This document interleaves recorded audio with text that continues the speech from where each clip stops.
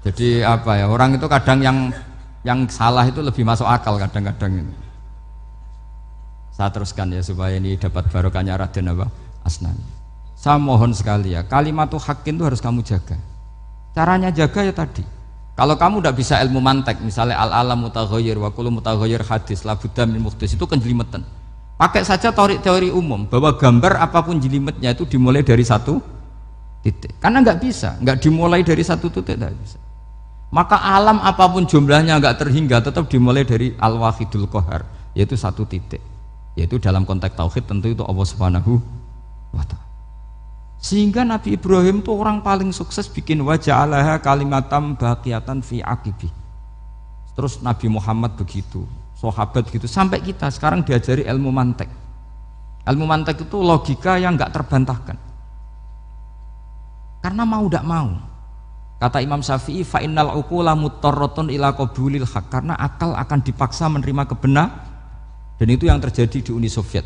Dikooptasi 100 tahun untuk berfaham ateis, dilawan oleh ilmu, tetap menanamkan ilmu tauhid, ilmu mantek. Ketika Uni Soviet secara politik runtuh, semuanya menjadi muslim, termasuk negara-negara yang dulu dikooptasi. Maka kamu tidak usah kecil hati di Indonesia, apapun rusaknya negara ini, asal kita cara bertauhid benar, insya Allah tetap meninggal husnul khotimah. Karena sudah janjinya Allah, yusabbitu walladzina amanu bil qaulits tsabit.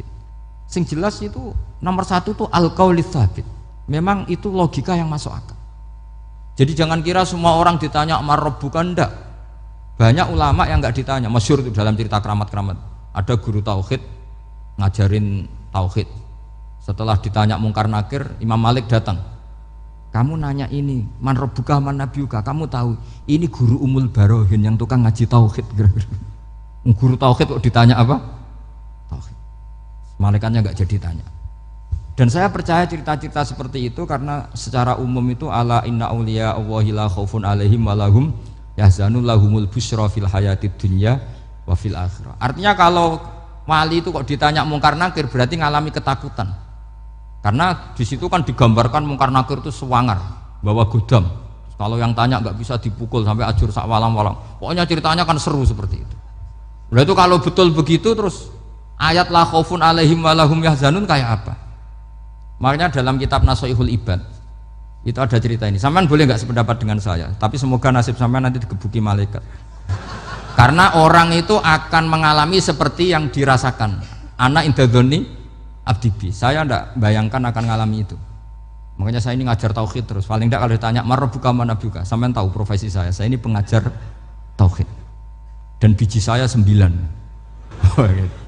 Dulu saya di MGS, kalau ada teman bijinya tauhid kok 4, terus gak ahli swarga, tauhidnya jeblok. Dari kalau bijinya 4 terus gak ahli swarga, tauhidnya apa? Jeblok. Tapi yang bijinya 9, ahli swarga, tauhidnya itu. Saya dulu bijinya 9. Terus 9 terus sampai tamat. Karena nggak ada biji 10. Karena kalau 10 itu kan terlalu sempurna, nggak baik lah manusia kok sempurna gitu. Jadi sudah 9 aja kan gitu. Tapi sebetulnya pantasnya ya dapat 10. Mergo saake, mergo tenan nggak tahu saya. Di Nasoihul Ibad itu ada cerita gini dan saya percaya itu. Di sarahnya itu. Juga di sarah apa itu yang di sarah Isen Nawawi itu. Pokoknya saya kalau ingat Raden Asnawi pasti ingat Senawi. Saya tidak memastikan apa murid guru apa saling istifadah, yang jelas itu teman dekat, teman fil ilm. Sayyidina Ali itu pernah minta kasaf sama Allah. Saya percaya tidak semua orang alami marabbuka ditanya itu. Ya Allah, saya minta kasaf itu ngerti alam gaib. Ingin tahu Umar. Jadi diam-diam Sayyidina Ali itu ya mangkal sama Sayyidina. Wong kok kerase ngono. Angger wong kok tahu disentak. Jajal wani nyentak malaikat ora itu kata Sayyidina.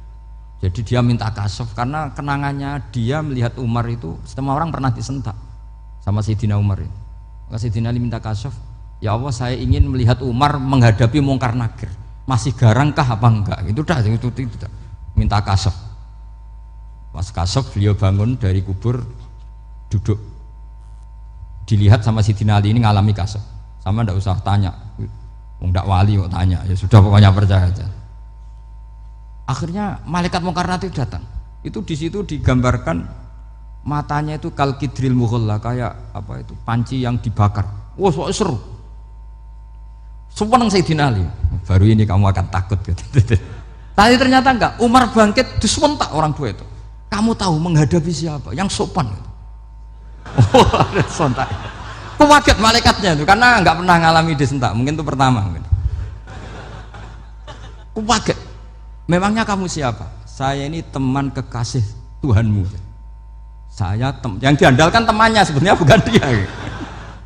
Ana sohibu habibillah. Saya ini temannya kekasihnya Allah. Jadi dia ngandalkan temannya sebetulnya bukan ngandalkan dirinya. Oh kamu temannya Nabi Muhammad? Iya saya Umar temannya Nabi Muhammad. Kamu harus hormat sama temannya kekasih Allah.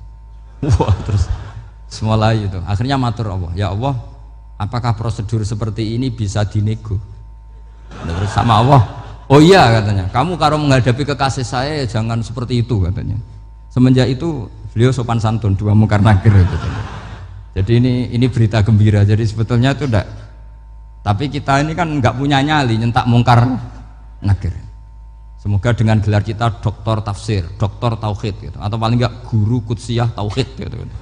Atau siswa terbaik dalam materi tauhid. Itu harus kamu bawa status. Jadi sehingga nanti ini saya ranking 1 tauhid, masa masih ditanya marbuka waman nabiuka. Dan itu menurut saya sah. Sama nggak usah protes takbirin tiga, susah usah takbiran. Pokoknya takbirnya adalah wali-wali itu la khaufun alaihim walahum ya, mereka tidak akan mengalami ketakutan baik kehidupan dunia maupun kehidupan akhirat.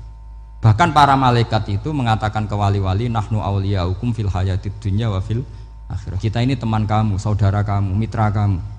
Masa mitra kok nutui itu kan nggak fair. Dan menurut saya paling efektif itu apa? Kamu harus punya rumus tauhid kayak Imam Amudi menemukan Tuhan. Imam Amudi itu menemukan Allah itu lewat ilmu matematika. Dan itu Allah saking senengnya disuruh ngajari para malaikat. Wa ya malaikati isma'u. Kamu harus mendengar, ini orang alim saya yang ahli matematika. Tapi justru itu ngerti bahwa asal usul alam itu minal wahidil qahar. Dari zat yang satu. Akhirnya Imam Amudi mulai ngajar tuh. Nisbatus naini wassalah sawal arba'ah ila mana nihayatalaha iku kabeh iku far'ul wahid. Akhirnya malaikat mandok-mandok. Nah, iman seperti itu akan setingkat keyakinannya dan keakurasiannya sama dengan imannya para malaikat. Makanya Nabi ngendikan tu baliman amanabi walam yaroni. Sebagian riwayat disebut sab amarot. Nabi ngendikan sampai 7 kali. Benar-benar keren orang yang tidak melihat saya kemudian iman kepada apa yang bisa menemukan itu? Hanya akal. Misalnya contoh paling gampang ya yang dialami para ulama. Ya saya ulang lagi yang dialami para ulama. Ketika menemukan ilmu ya yang menjadikan mereka mahabbah Rasulullah Shallallahu Alaihi Wasallam. Nabi itu paling suka itu sholat. Nabi itu paling senang sama sholat. Wa qurratu aini fi sholat. Terus beliau ngintikan as-sholatu imaduddin. Terus beliau kalau muji sholat itu sundul langit. Sampai beliau kalau banyak masalah itu bilang ke Bilal, arikhna ya Bilal, saya kasih istirahat. Itu maknanya mau sholat. Semuanya sholat. Pertanyaannya adalah, apakah mungkin seorang raja yang ambisi jadi raja, kemudian yang dikampanyakan adalah orang supaya sholat? Tentu kalau Nabi seorang raja, beliau akan kampanye gimana? Narik upeti kayak apa, narik pajak kayak apa, biar Nabi kaya. Enggak. Nabi itu paling tersiksa kalau orang tidak sholat, tersiksa kalau orang tidak sujud. Loh, kalau beliau seorang raja, ngapain mempopulerkan sholat? Maka makna sholat imaduddin adalah sholat itu tiang agama. Maknanya tiang agama, kamu akan tahu betul kalau dia seorang nabi. Karena apa? Yang diajarkan adalah sholat. Loh, coba untungnya apa bagi Nabi Muhammad ketika umat Islam sholat? Kan tidak ada untungnya sama sekali. Justru itu kelihatan kalau dakwah beliau itu dakwatul haq, mengajak kebenaran.